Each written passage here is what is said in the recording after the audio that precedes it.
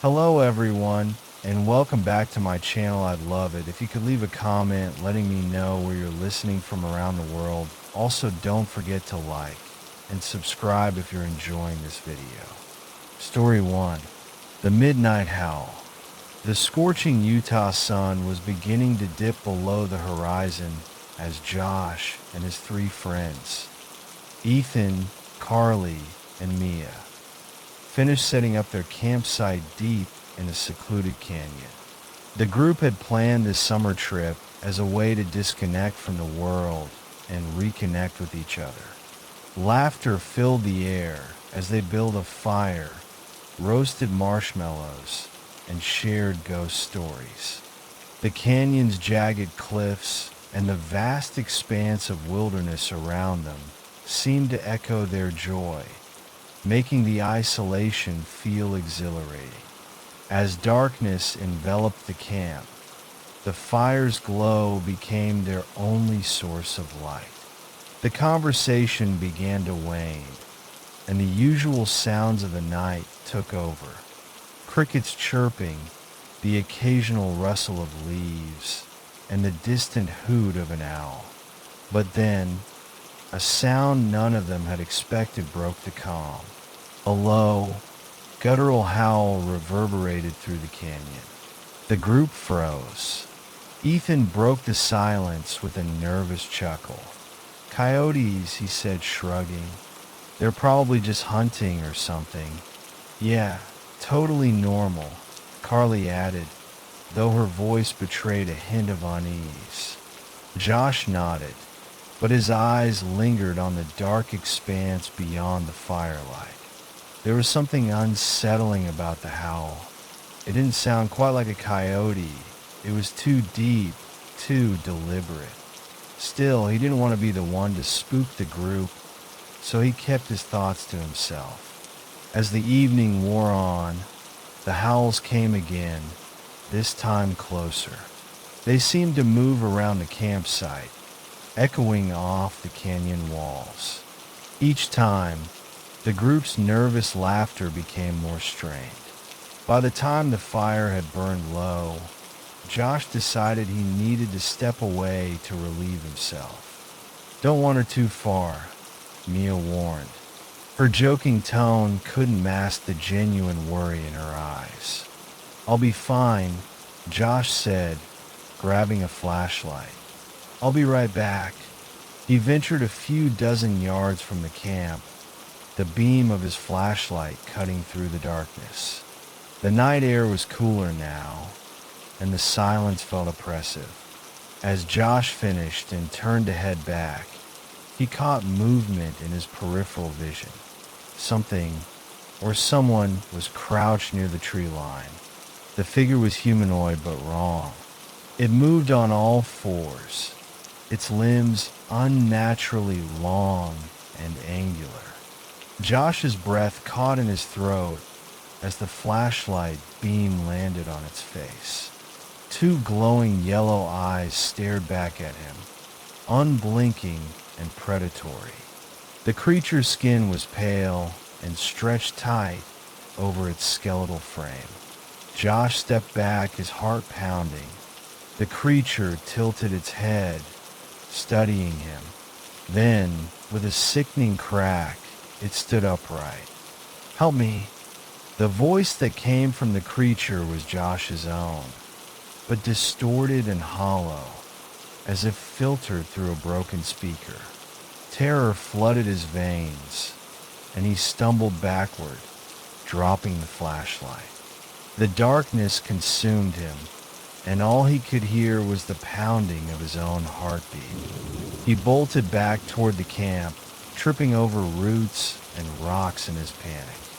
When he burst into the firelight, his friends jumped to their feet. "Josh, what happened?"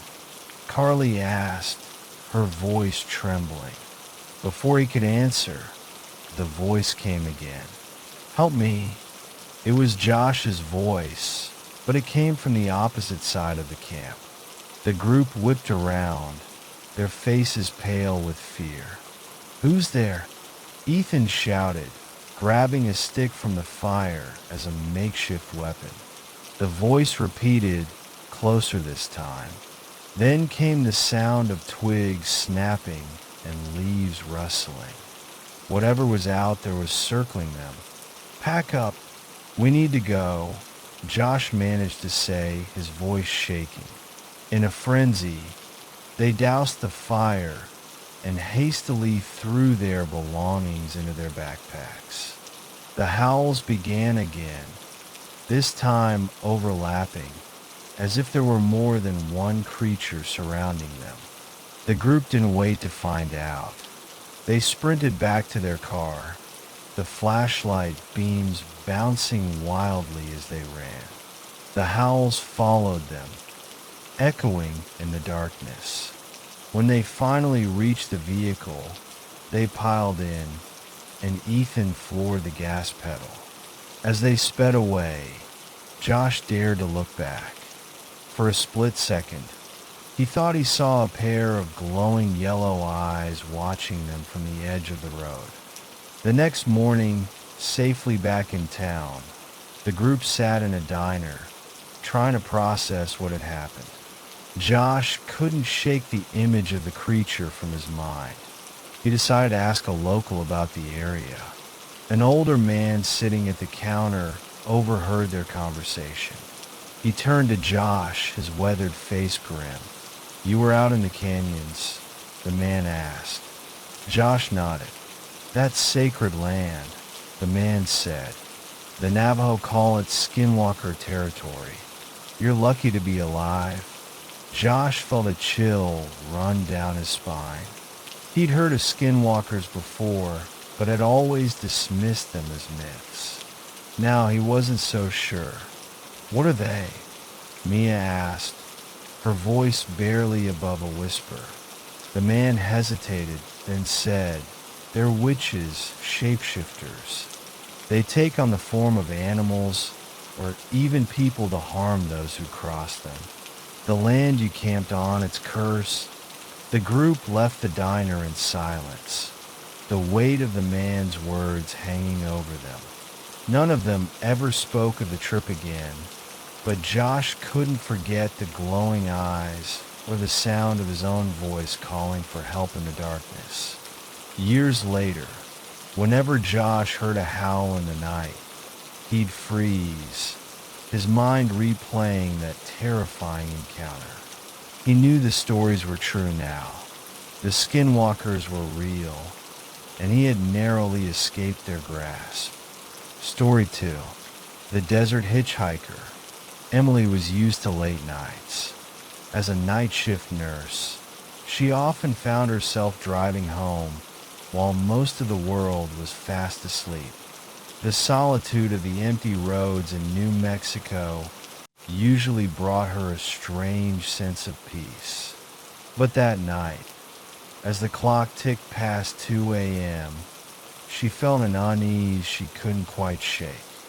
The moon hung high, casting silver light over the desolate desert highway. Emily had been driving for about 30 minutes when she first saw it, a figure standing by the side of the road, motioning for a ride. Her headlights swept over the figure, revealing a tall silhouette wrapped in what looked like a tattered cloak.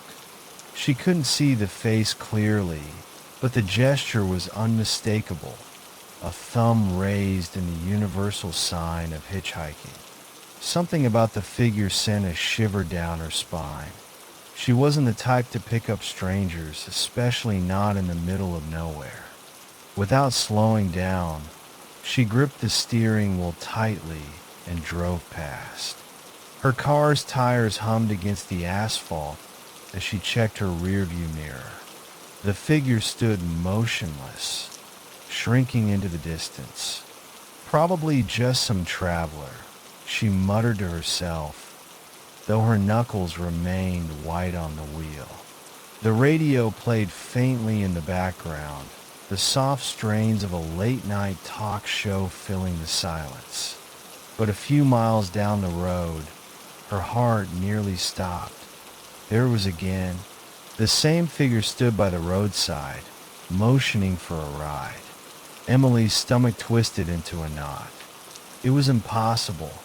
There hadn't been any cars, no turnoffs, no way for someone to get ahead of her. And yet, there they were, their presence as unnerving as it was inexplicable. This time, as her car drew closer, the figure turned its head. The headlights illuminated its face, or rather, the lack of one. It was smooth, featureless, like a blurred photograph that refused to come into focus. Emily's breath hitched, and her pulse quickened. She pressed her foot down on the accelerator, the car lurching forward with a burst of speed. Her radio crackled, the clear signal dissolving into static. The sound filled the car, a grating noise that made her teeth clench. She reached out with one hand to twist the dial, but the static only grew louder, almost as if it were alive, invading the small space of her car. "No," she whispered, her voice trembling. "This isn't real." The desert stretched out around her, an endless expanse of shadow and sagebrush. She dared a glance in the rearview mirror, half expecting to see the figure standing in the distance. But the road behind her was empty. Relief washed over her for a fleeting moment before something caught her eye. On the passenger side, outside her window, something was moving. She turned her head, and her scream caught in her throat. The figure was running alongside her car, its limbs moving with an unnatural fluidity. Its featureless face remained turned toward her, as if it could see her despite having no eyes. The tattered cloak billowed behind it, and its pace was impossibly fast, matching her car even as the speedometer climbed past 60 miles per hour. Emily's foot pressed harder on the gas pedal, the engine roaring in protest. The figure kept pace, its presence a dark blur in her peripheral vision. Tears pricked at the corners of her eyes as she muttered prayers under her breath, her voice shaky and desperate. And then, just as suddenly as it had appeared, the figure veered off the road. Emily glanced in the rearview mirror, her heart pounding in her chest. What she saw chilled her to the bone. The figure's form rippled, its outline distorting as if it were made of smoke. It collapsed on all fours, its limbs elongating, reshaping. Within moments, it was no longer humanoid, but a large coyote with glowing yellow eyes that seemed to pierce the darkness. The creature stood in the middle of the road, watching her car disappear into the distance. Emily didn't slow down. She didn't even think. Her only goal was to get as far away as possible. By the time she reached the safety of her driveway, her hands were shaking so badly that she could barely turn off the ignition. She stumbled out of the car and into her house, locking the door behind her. The events of the night played over and over in her mind, each detail more surreal than the last. The next morning, she told herself it had been a hallucination, a trick of the mind brought on by exhaustion and the eerie emptiness of the desert. But deep down, she knew better. Locals often spoke of strange happenings along that stretch of highway, tales of skinwalkers and spirits that haunted the barren lands. Emily had always dismissed them as folklore until now. She never took that route again, and every time she drove through the desert at night, she couldn't help but glance at the roadside, half expecting to see a figure standing there, motioning for a ride. Story 3. The Shape-Shifting Neighbor. Sarah and Mike had been dreaming of a quieter life for years. Their cramped apartment in the city offered nothing but stress, noise, and an ever-growing sense of detachment from the natural world. So when they stumbled upon an affordable farmhouse in rural Arizona, it felt like fate. The house was old but charming, with wide-open fields and towering cacti framing the horizon. For Sarah, it was a painter's dream. For Mike, a place to finally work on his novel. Their nearest neighbor, Tom, lived a few hundred yards away in a small, dilapidated house. Tom was in his late 60s, with sun-weathered skin and eyes that seemed to hold too many secrets. Despite his kind demeanor, there was something unsettling about him that Sarah couldn't quite place. "He's just lonely," Mike would say whenever Sarah mentioned it. Give him a break. But there was one thing Sarah couldn't shake. Tom had an odd habit of watching their house at night. She often caught glimpses of him standing in his yard, staring in their direction, a cigarette glowing faintly in the dark. Sarah tried to ignore it, but unease lingered. One chilly evening, as Sarah washed dishes in the kitchen, something moved at the edge of her vision. She looked up and froze. A coyote was standing at their property line, its eyes locked onto hers through the window. It was unlike any coyote she'd ever seen. It was massive, with coarse, matted fur and piercing yellow eyes that felt too intelligent, too knowing. "Mike," she called, her voice shaking. "Come here." Mike joined her, his face creasing in confusion as he followed her gaze. "That's a big one," he muttered, reaching for the flashlight they kept by the back door. When the beam of light swept over the creature, it didn't flinch. Instead, it took a step closer, its movements slow and deliberate. Sarah's stomach churned. "Let's just stay inside," she whispered. Reluctantly, Mike agreed, and they spent the rest of the evening with every curtain drawn. The next morning, Tom showed up unannounced. He leaned on their porch railing, his hat pulled low over his face. "Morning," he greeted them with a thin smile. "You folks doing all right?" Mike nodded. "Yeah, though we had a big coyote hanging around last night. Ever see anything like that around here?" Tom's smile faded. "Yeah, I've seen some strange animals out here. Gotta be careful. They're not always what they seem." Something about the way he said it made Sarah's skin crawl. She noticed a fresh bandage on his leg. "What happened?" she asked, gesturing to it. Tom hesitated, his eyes darting briefly to hers. Just a scrape. Nothing to worry about." He quickly changed the subject, offering to help set up traps around their property.